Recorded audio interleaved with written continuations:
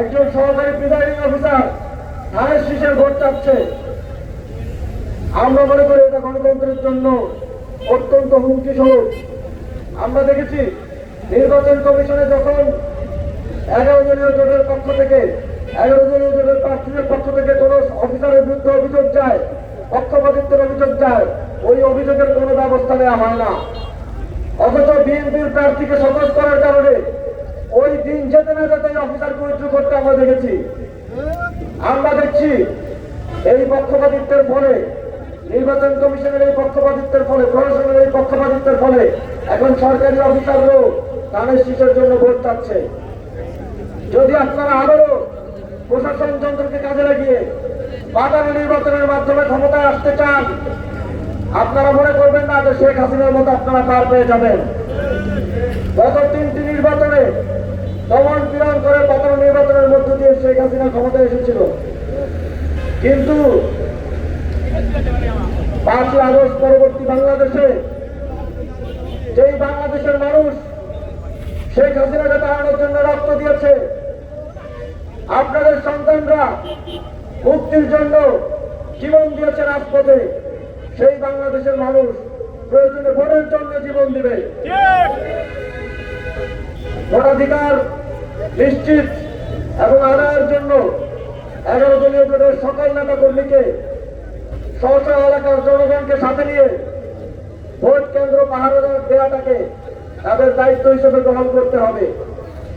যদি আপনি আপনার নিজের এবং এলাকার মানুষের ভোটাধিকার নিশ্চিত না করতে পারেন, তাহলে আবারও আপনার সন্তানকে রাজপথে জীবন দিতে হতে পারে, তাহলে আবারও শেখ হাসিনার মধ্যে কোনো ফাঁসিবাদ তৈরি হতে পারে। সুতরাং একদিনের কষ্ট এবং আমাদের 11 দলীয় জোটের নেতা কর্মীদের আগামী 10 দিনের পরিশ্রম আগামী 5 বছর আপনাদের ভবিষ্যৎ নির্ধারণ করবে। বাংলাদেশ থেকে স্বাধীনতা বিরোধী হয়ে যাবে, এই জন্য তারা আবার বয়ান দিচ্ছে বিএনপি, যারা ক্ষমতায় যাওয়ার জন্য জুলাই শহীদদের রক্ষা। সুতরাং আমরা যারা আওয়ামী লীগের সাথে আঘাত করে তাদেরকে ক্ষমতায় দেখতে চাই না। রহমানের জনপ্রিয়তা ধীরে ধীরে নষ্ট হয়ে যাচ্ছে, ধীরে ধীরে দিচ্ছেন যে পরিমাণ সহিংসতাকে উস্কে দিচ্ছেন। আমরা বলতে চাই তারেক রহমান যদি তার এই সহিংস বক্তব্য প্রত্যাখ্যান করবে।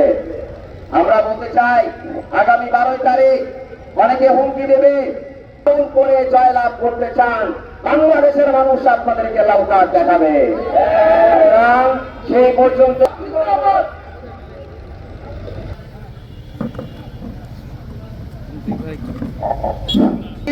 বিসমিল্লাহির রহমানির রহিম। পরবর্তীতে যে নতুন বাংলাদেশ স্মরণ করছি, আমরা আহত ভাইরা এখন এই সিরিয়াল মাটিতে যারা শুয়ে আছে, আমাদের গণ অভ্যুত্থানের 3 জন শহীদ। এই সিদ্ধান্ত পরবর্তীতে আমরা ভেবেছিলাম আমরা এক নতুন বাংলাদেশ পাবো। আমরা এই দেশ থেকে দুর্নীতি, সন্ত্রাস, চাঁদাবাজ, সন্ত্রাস, টাকা হচ্ছে দুর্নীতি। আপনাদের কি বুকে পড়া? আমাদের কাছে কি খবর নেই? আপনারা যে আওয়ামী চাষিবাদী সন্ত্রাসদের আমরা আগামী 12 তারিখ এই সিংহের জনগণ সেইটা রায় দিবে। উত্তরের সম্মান রক্ষা করতে পারেন নাই আপনারা। এই সিংহটা চাঁদাবাদী, সন্ত্রাসী, লুটতরা থেকে চালু রাখবেন। অভ্যুত্থান পরবর্তীতে বাংলাদেশ জামায়াতে ইসলামী, এনসিপি সহ যে নির্বাচনের লড়াই শুরু করেছি, আগামী 12 বাংলাদেশকে আপনারা এখানে শুষে গিয়ে সেটার অধিকার ভোগ করুন। ইউনিয়ন পরিষদে গিয়ে এই প্রতিষ্ঠানগুলোতে আর কোনো কাজ হবে না। জাজিস কাদিরকে 12 তারিখ ও এনসিপির ভাইরা এবং 12 তারিখ প্রমাণ দেবেন। এই বলে আমাদের ভাইয়ের রক্ত এগুলো আমাদের হাতে। আপনারা এই দেশকে ভাইদের ইসলামিক যে যাত্রা গণঅভ্যুত্থানের ছাত্র সংগঠনের দেশকে একটি দুর্নীতিমুক্ত, একটি গণতান্ত্রিক এবং এটি সবাইকে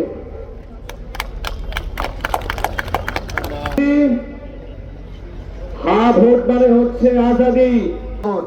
ভাইয়েরা যারা আছেন ভাবিদের কাছে পৌঁছায় দিবেন এবং তাদেরকে বলবেন তারা যেন প্রত্যেক